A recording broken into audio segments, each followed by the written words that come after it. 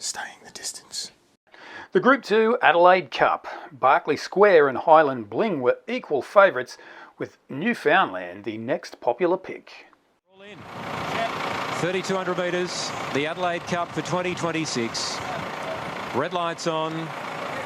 Berkeley Square to run favourite. They're ready. Set to see them run.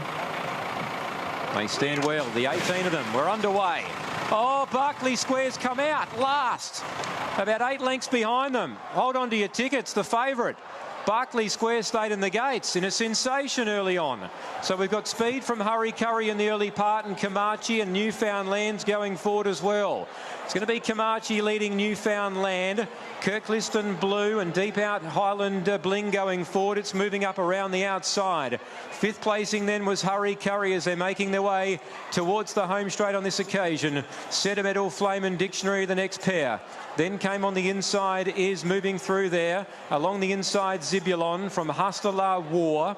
Now then came behind those, then was eventually, Berkeley Square has caught on now from Sabre Athena, Urban Outlook, Adlenia, and Samuel Langhorne is last. So a bit of a sensation early. Komachi's the leader by the crowd here.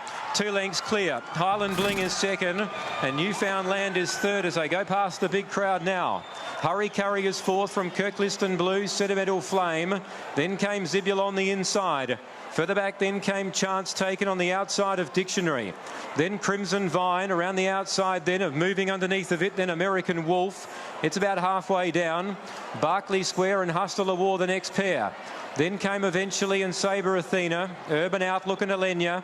Samuel Langhorne can see them all. So this is Daring Tactics by Lucy Fiore on Komachi. All of a sudden, the lead is about 7 lengths now as they run out to the 1,800 metre mark. Komachi looking to give Will Clarkin back-to-back cups, led by 7 lengths. Highland Bling is second. Third on the outside, Newfoundland. 4th the inside is Hurry Curry. Kirkliston Blue gets into a trailing spot in 5th as they run down the back from Sentimental Flame, who's on the outside of Zibulon. Still the margin 7 lengths this leader. Midfield then was Dictionary. Further back in the field came Crimson Vine. Around the outside then of American Wolf. Further back in the field then came Hasta La War. Berkeley Square, who blew it at the start, is beyond midfield. Eventually in Sabre Athena the next pair. Urban Outlook is back in third last from Alenia, and Samuel Langhorne must be at least 15 off the leader in last position. All of a sudden, that lead of 7 lengths is only 4. Komachi is the leader. 1,000 metres to go in the Adelaide Cup. In second, Highland Bling. Sentimental Flame, Newfoundland is starting to move into it. Then came Chance Taken. Kirkliston Blue, the runs are coming thick and fast now. Then came behind those American Wolf getting into the clear from Zibulon. Crimson Vine out wider.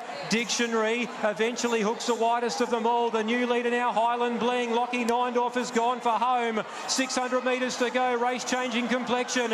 Kirkliston Blue went to second. Hurry Curry's running on. Crimson Vine out very wide is running on out very deep on the track. It's Highland Bling, the leader. They turn here. It's a length in front now. Getting after it now, American Wolf the outside. Further back was Hurry Curry. It's American Wolf now going up to join the leader, which is Highland Bling. American Wolf and Highland Bling are going to settle down to fight out the Adelaide Cup. American Wolf and Highland Bling. Highland Bling's coming back for Lockie. Highland Bling, American Wolf. What a finish! My goodness, what a finish! Terrific go. Highland Bling or American Wolf, I'm not sure. Third is either Crimson Vine. Hurry Curry was there with Crimson Vine. Wow. A head-bobbing humdinger of a finish and a dramatic race from start to finish, with the fave missing the jump. In the end, it was 4-year-old American Wolf, though, that wore down Highland Bling. And jockey Jet Stanley had to make his way back to the weigh-in on foot. Definitely the high point of Jet's career, though. American Wolf had proven himself over 2,800, winning the VRC St Ledger last year. That race was at Flemington, and while this win won't have him in the Melbourne Cup field automatically, Gelding may find himself in the top 24 by the time the VRC scratches a lot of the horses above him, courtesy of their woke veterinary protocols. On a personal note, I have to confess I was willing him home with every stride down the straight, as I was actually very close to buying a 5% share in Highland Bling back in January. A bit of a close shave for me, but please stay tuned. The some important words from the co-trainer of the winner and a beautiful speech from the winning jockey. This is always the horse's grand final. We were a little worried we weren't going to get into the race with this rating, and he's like 6th start today. He just rode him a treat. He relaxed nicely, and that's what the horse really needed. And Jet, he's just coming along in leaps and bounds. He's turning into such a great jockey. I've known him since he's been a baby, and so I think it's going to be a good night. And for Jet Stanley as well, I had a good chat with him at Murray Bridge on Saturday. He rode at Murray Bridge. He went to Stony Creek yesterday and back here to Morphettville today. He's working hard, this young man. Yeah, well, you know, he's learned that from Paris and Brent. You know, he's from a fantastic family. I was just talking to Paris out there. She's the first one to ring me. We've known them since in our 20s. So Jets, he's just going places. You know, You know, you had it on the radar right from the start of the prep. Obviously, does he go to the paddock now? Well, he has had a 6th run. He's still all dappled. He looks great. He's still eating up every morning.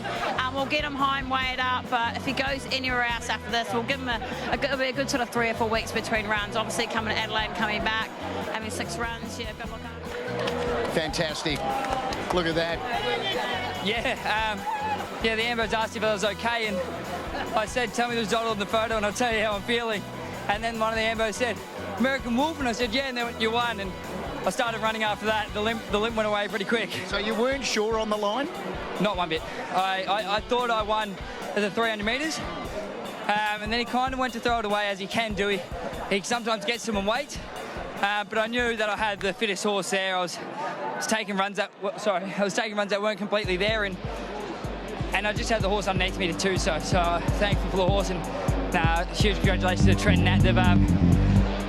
They've been friends since I was born, and to do it for them is very, very special, and to be honest, it's left me speechless, and everyone that knows me knows that I don't get speechless very often.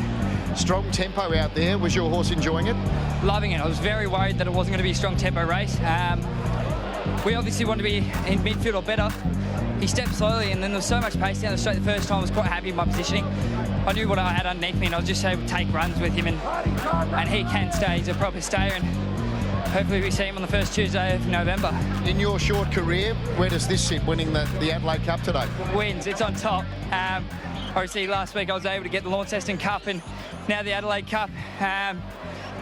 It's been a whirlwind of the last 12 days, in complete honesty. I think I've travelled 18,000 kilometres in 2 weeks, and it's just crazy. I'm on a flight tonight out to Sydney to ride track work in Sydney tomorrow for Tony Alderbray and Kieran Maher, and I'm riding that horse in the Coolmore on Saturday, so hopefully I can get it. I've done a Group 3, I've done a Group 2, hopefully Group 1 now. I was watching you jogging back, but I had to come down here to try and find Nat. Can you just take me, how was the crowd when you were jogging past them? Oh, it was good. As I said, I didn't know if I won the race or not, and when I got told, I went, are you joking? They went, nah. They're like, turn around. I turned around, everyone started cheering, and it's something I won't forget, especially not being on the horse. But once I rejoined the horse and got back on him, he was a true gentleman, so yeah, I couldn't have been happier. And I just want to give a huge thank you to Brady McCardle, my manager. He's working so hard, as I'm I really have a good crack at this. This is my living, this is my passion, it's what I love to do. You know, I wake up not saying I have to go to work. I wake up going, got to go ride horses, and that's just a great thing to do. And also my mum, Paris, and my dad, Brent, they're huge supporters of mine. They come down for the weekend when I was going through a little bit mentally. I was a bit tired, a bit exhausted.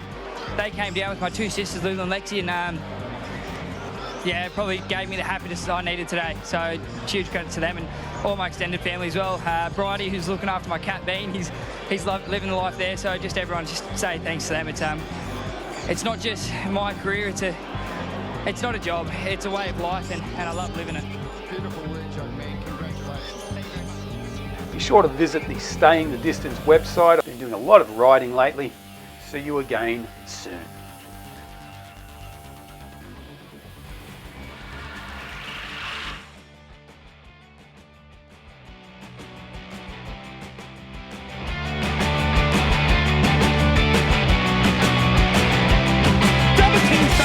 Will commence again if you try to take our firearms.